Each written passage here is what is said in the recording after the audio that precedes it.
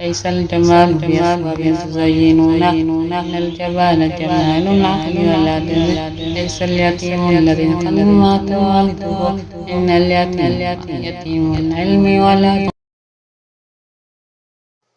بسم الله الرحمن الرحيم. ولا ليال أنكو ودينو حرير كيني bulshooyinka Soomaaliyeed iyo dhammaan inta danaynayso arrimaha ku saabsan qaanuunka iyo sharciyada waddanka Soomaaliya iyo ka guud ahaan inagoo ka duulayna aragtida oranaysa ninka aqoonyahanka waa midka baadid goobaya majdi iyo sarreyn iyo كمال والنمو والتطور. أرنكاس أيولدون يا ودن كيسا داد كيسا هرمارك أي هكسنا يان تاسي وحا أباهان تاهي إن لو أساسو أرقتيو علميات وأينو لانحي نظريات علمية سيدو كلا قوانين العلمية. haddii aynu fiirinayno dastuurka Soomaaliyeed aynu ku fiirinayno nadariyaadkaas iyo aragtiyadaas cilmiyeed iyo qawaaniinta xukumayso waxay laga maarmaan noqotay in aynu isweydiino maxay tahay aragtida cilmiyeed aynu ku fiirinayno laana waa koox أفكار يا آراء يا فهم يا حقائق أو لو فيرنا يو لغنا فسيرا يو لغنا تلماما يو واقع يو نولشا وعملك يو حبتقنك قف يو بلشديد يو حكومة يو شرع الدجينية iyo sulta qadaa'iya laana nidaamka aynu qaadanay waxay uu tilmaamayo dastuurka Soomaaliyeed aynu ka hadalnay qodobadiisa oo asaasiga ah wax kasta oo cilmiga ku saabsan waa in aad soo gudbisid marka hore fikirka afkaarta iyo aaraada iyo mafaahiimta iyo xaqaa'iqda aragtida ay xambaarsan tahay laana waxaan rabnaa inaan u guda galno waaqaca nololeed iyo habdhaqanka bulshadeed iyo qofeed ee muwaadin mise ummad isku xiran oo meel degan oo calan leh oo higsasho iyo wax ka dhaxeeyaan qawaaniinta markaynu u kala bixino qawaaniin guud iyo qawaaniin gaar qawaaniinta guud qawaaniin caama iyo qawaaniin khaasa labaduba waxay hoos imaanayaan qaanuunka dastuurka waa nidaamyaha iyo halbeega qawaaniinta oo idil wuxuu halbeeg u yahay xukuumadda wuxuu halbeeg u yahay sulta qadaa'iya wuxuu halbeeg u yahay majaalista ay ka kooban tahay sharci dejiyaal sidaa daraaddeed waxaynu doonaynaa mafaahiimtaas iyo ra'yigaas iyo mafhuumka qaanuuneed in aan u aasaasno kuna xoojino arqaam tirooyin iyo caddaymo iyo xijooyin iyo tirakoobyo si aan u niraahno aragtidaas waa aragti cilmiyeed imisa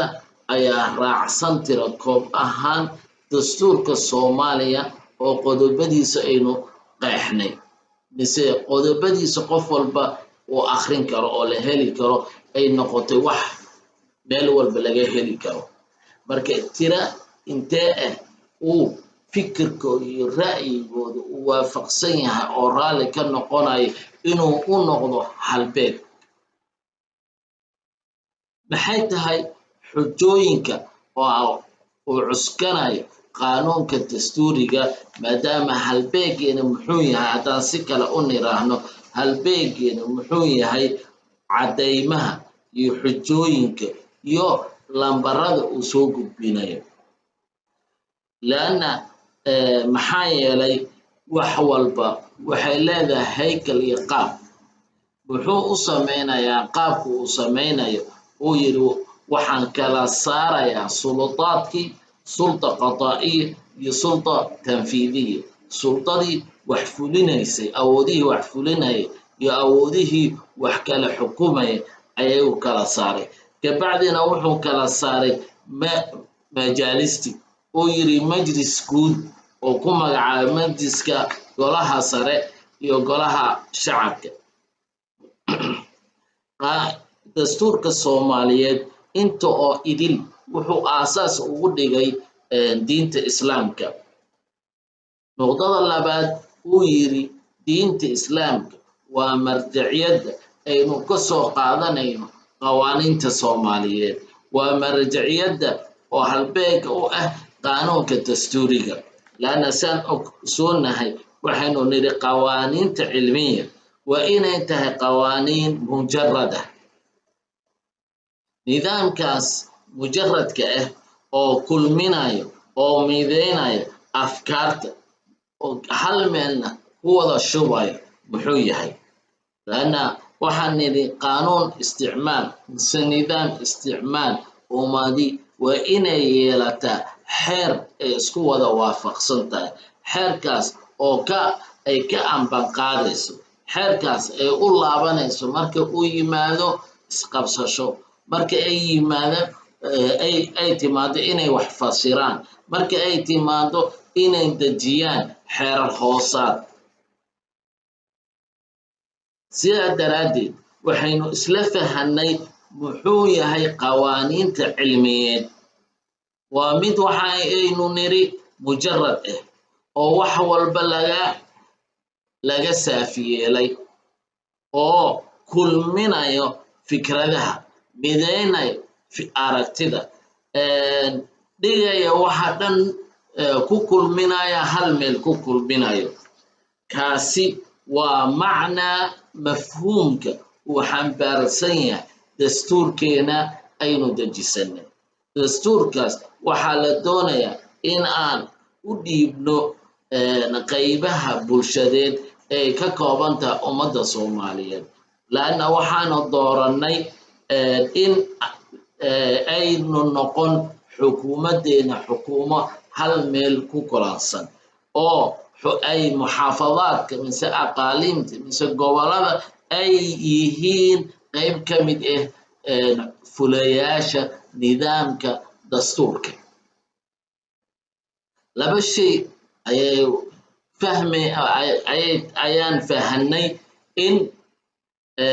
ka bulsho ahaan mise aragtideena bulsho ahaan ee ku aadan dastuurkeena mise xeerka aynu ku magacawnay halbeega xeerarka.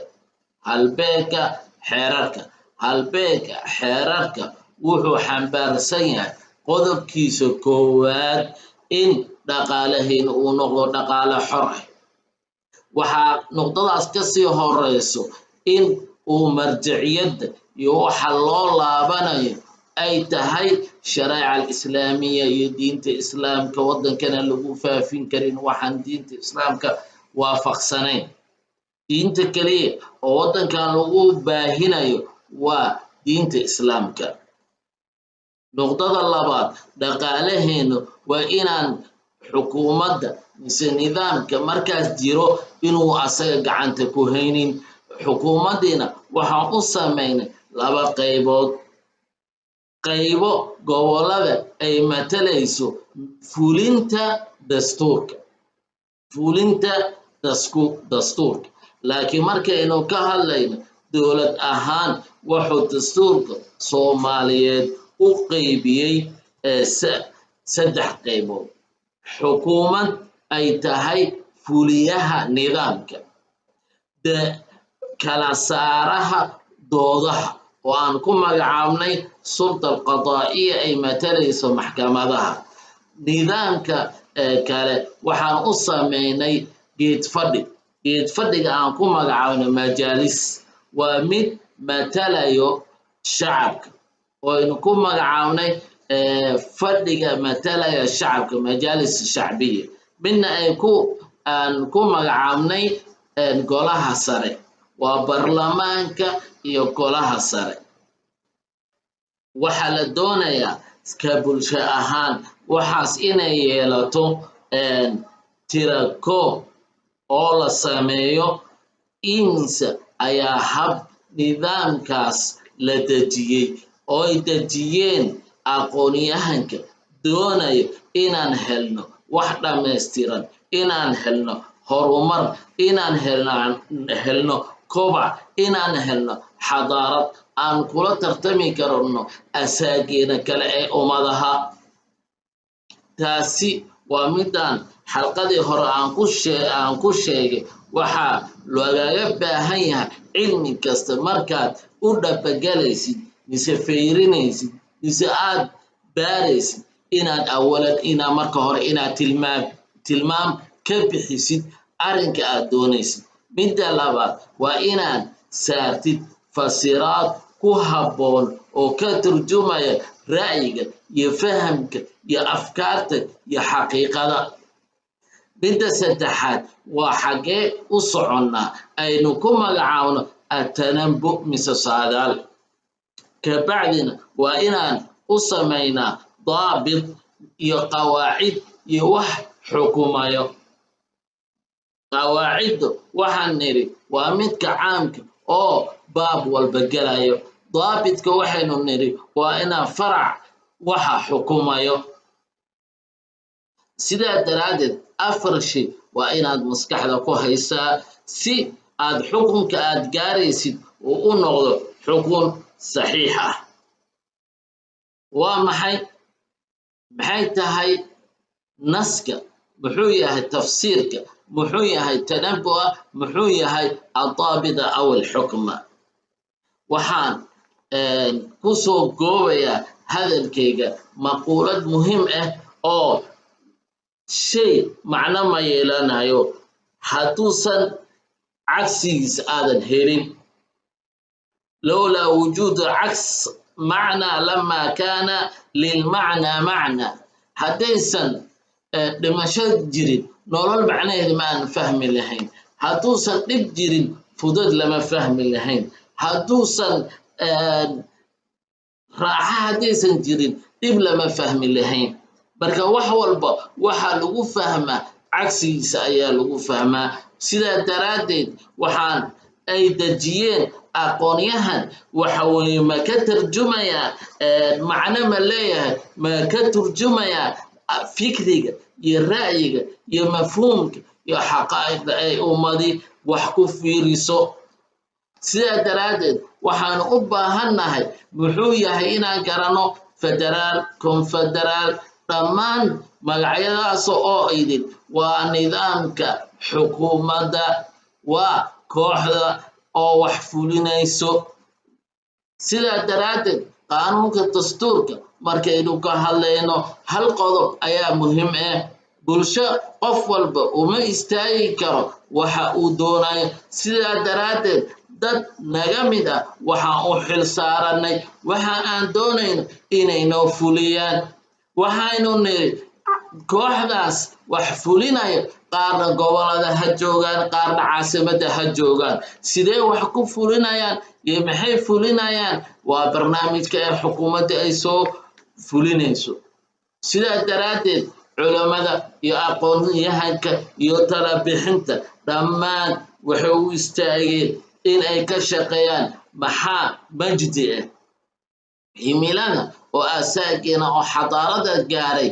iyo sarreynta gaaray maxay tahay ummaddeena iyo qof ahaan iyo bulsho ahaan iyo dhammaan ummadda Soomaaliyeed inuu la doonayno si aan u gaarno wax dhammaystiran oo buuxa si aan u gaarno horukac laana mar walba meeshii aad taagneed inaad taagnaatid maahan waa inaad isbeddel iyo horumar inaad samaysaa waa inaan gaarnaa mar walba tadawur inaan gaarnaa si aan noqonno caalamka dad wax u soo gudbiyo oo niraahno war tijaabadan ayaynu galnay dhibka ayaan kaga baxnay faa'iido ayaan ku gaarnay tala bixintaas anaka wayna anfacday caalamka kalena waxaan u soo gudbinaynaa tala bixintaas inay nala qaataan sidaa daraaddeed waxaan mar walba ku soo celcelinayaa kuna dardaarmaya maxay tahay fikirkeena maxay tahay ra'yigeena maxay tahay fahankeena maxay tahay xaqaa'iqda aynu oranayno waa ku kulansannahay xaqiiqadaas sidaa daraaddeed waxaan leeyahay wax walba inaynu u samayn macnahana ma xaqiiqooba ilaa cagsigiisa inaan ogaano kala tagu faa'iido muu leeyahay isku imaanshuhu faa'iido muu leeyahay mid walba macnaha uu samaynayo inaan ku garanno waxaas cagsigiisa inaan ku garanno sidaa daraaddeed halkan waa xarunta tala bixinta waxaynu u istaagnay talada iyo fiirinta ku habboon inaan u soo gudbinno lana wadaagno ummaddeena walaal halkan waxaan kaaga soo gudbinayaa hal codsi ma tahay qof ummaddiisa ku soo biirinayo ra'yi iyo fikri ku soo biirinayo kaasi aad soo biirinaysidna ma yahay mid ku dhisan xaqaa'iq ma yahay halbeega dastuurkeeda uu dejiyey oo ah shariica alislaamiya iyo islaamka inuu yahay diinta dowladda inuu yahay taas waaqicayna ma ka tarjumaya haddaan soo koobo waxaan hore u sheegay waxaa la iska rabaa xuquuq iyo waajibaad xaqi aa lahayd ma heshay waajibkii lagugu lahaa qof ahaan koox ahaan ummad ahaan ma ka soo baxnay wax walbana booskii ay lahaayeen ma dejinay waa آخر دعوانا أن الحمد لله رب العالمين هلكن وحرمت طلب حنت الشرعية وحرائق سوتي لي أنا تيتور عيسى عبد الرحمن محمد فقي وآخر دعوانا أن الحمد لله والسلام عليكم ورحمة الله وبركاته. ليس الجمال بأسباب تزينونه إن الجمال جمال العقل ولا